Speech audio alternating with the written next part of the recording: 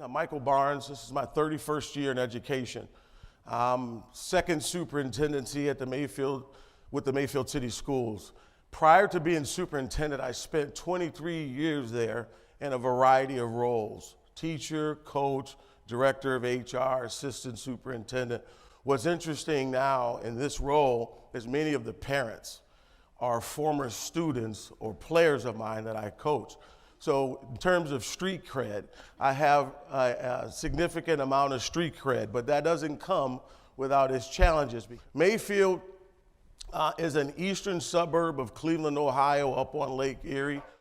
We serve about 4,100 students. We've held constant since 1980.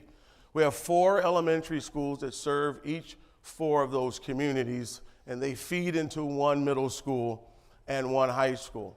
Right? And one of the things I asked our team upon my return in 2021 is, how do we know we're winning? How do we know we're winning? It's not enough to show up every day and have qualitative conversations about kids all the time.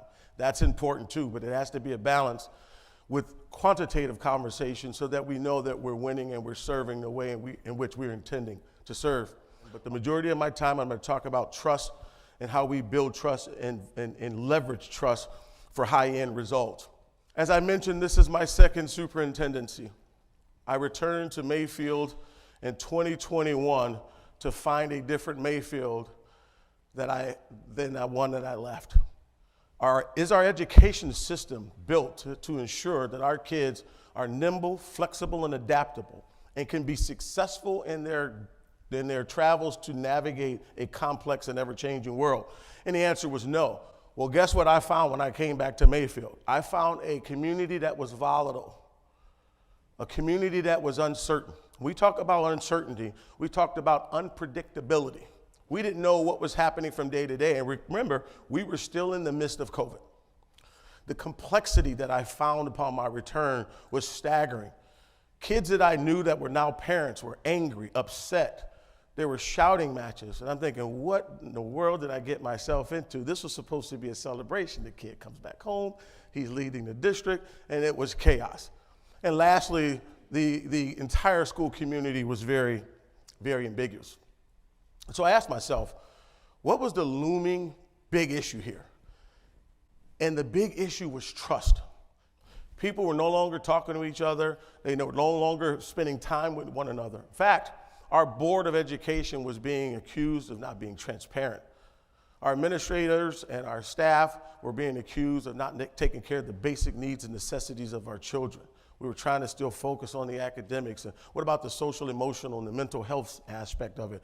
And oh boy, by the way, things like diversity and equity had become bad words, and they were divisive as well.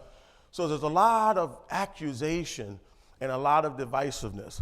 So I concluded upon my return that the biggest issue that we were dealing with as a school community that I needed to help us overcome as superintendent was reestablishing the trust that the community had in the schools. You know, one of the things that we realized very early on our journey towards building trust, or reconnecting, if you will, was we had to do it with the people. And I immediately established a parent advisory because I wanted to hear a voice from the parents that was reasonable, yet not a yes voice. Reasonable, but not a yes voice. On the left-hand side, you see a situation where one of our students is leading a conversation with a community. For my superintendent student advisory group, we invited community members in, and we had students lead questions and conversations and facilitate discussions with those people. Every day, you either get better or you get worse, but you never stay the same, and the choice is yours. That's what progress versus perfection means for us. This was our first strategy. Our second strategy involved my 100-day transition plan to the board and to the community. For the first 100 days, I came up with 4 goals. One of those goals was to establish public trust and confidence through open, honest communication and positive relationships. I could not take for granted that I had been there 23 years, and many of these parents I taught and coached, because it was crazy at the time, right? Everybody was angry, everybody was upset, everybody had been separated. So we wanted to intentionally create this as a goal that we were going to reconnect and build trust. The third strategy is what I call the 4 anchors of trust. The 4 anchors of trust. I felt that we needed to create the opportunity for stakeholders, internal and external, to have a seat at the table when talking about the future of the Mayfield City Schools.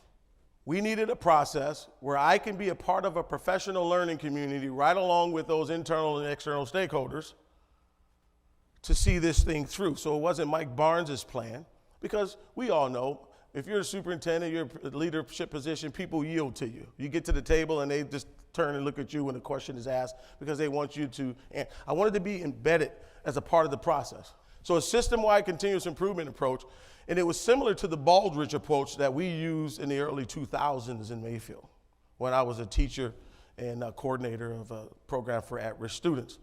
And then the why, because we wanted to advance our organizational excellence, I said to the board. We wanted to identify and advance the district's continuous improvement priorities because no one could tell me. Remember, what was the question that I said I was asking my team? How do we know we're winning? No one could answer it. No one could answer that question, so I knew we didn't know where we were going, right? And if you don't know where you're going, any road to get you there. 3, to ensure that our students, families, and communities served by the district continue to receive the best possible education and life opportunities. And the 4th bullet is to create a shared and unified vision. That was the catch. A shared and unified vision, because the process they explained to me brought people to the table, which is what I had begun doing upon my return. Now this just systemized it. How we did it, we talked about honoring stakeholder feedback by taking their feedback and putting into different platforms where we could break it down as we were working towards priorities. So one of the things that came from our exercise that I'll just point to, I'm not going to go into our entire continuous improvement plan, but if you notice, 4 quality pillars emerged from our work. Column 1 in our quality improvement journey says our students. 2nd pillar is our people, not our employees, not our folks, not the dudes and dudettes, our people.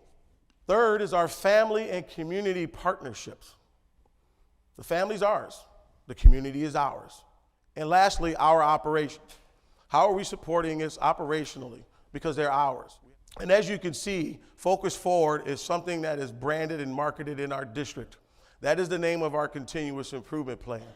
Our students know it, our staff knows it, and our community knows it.